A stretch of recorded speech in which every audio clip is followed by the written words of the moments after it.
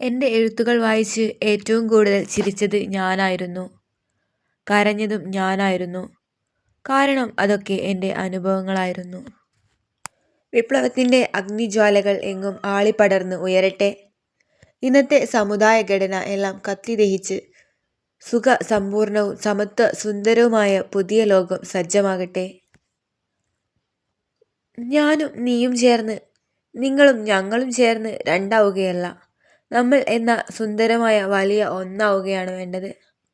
വൈക്കം മുഹമ്മദ് ബഷീർ. പച്ചയായ ജീവിതത്തിൽ ഓരോരുത്തരും ഓരോ അനാഥ ജീവിയാണ്. അത്രമേൽ പ്രിയപ്പെട്ട മനുഷ്യരുടെ സ്നേഹത്തേക്കാൾ ഈ ലോകത്ത് വേറെ എന്തിനാണ് നമ്മളെ സന്തോഷിപ്പിക്കാൻ കഴിയുക? തീർച്ചയായും ജീവിതത്തിൽ പ്രിയപ്പെട്ടവരാൽ സ്നേഹിക്കപ്പെടാനും സ്നേഹിക്കാനും സാധിക്കുന്നത് വലിയ കാര്യമാണ്. അതിലേറെ മഹാഭാഗ്യമാണ്. ചുറ്റും സ്നേഹിക്കുന്ന മനുഷ്യരുണ്ടെങ്കിൽ, അത് പ്രകടിപ്പിക്കുന്ന മനുഷ്യരുണ്ടെങ്കിൽ കാലം എത്ര വേഗമാണ് ഓടുക.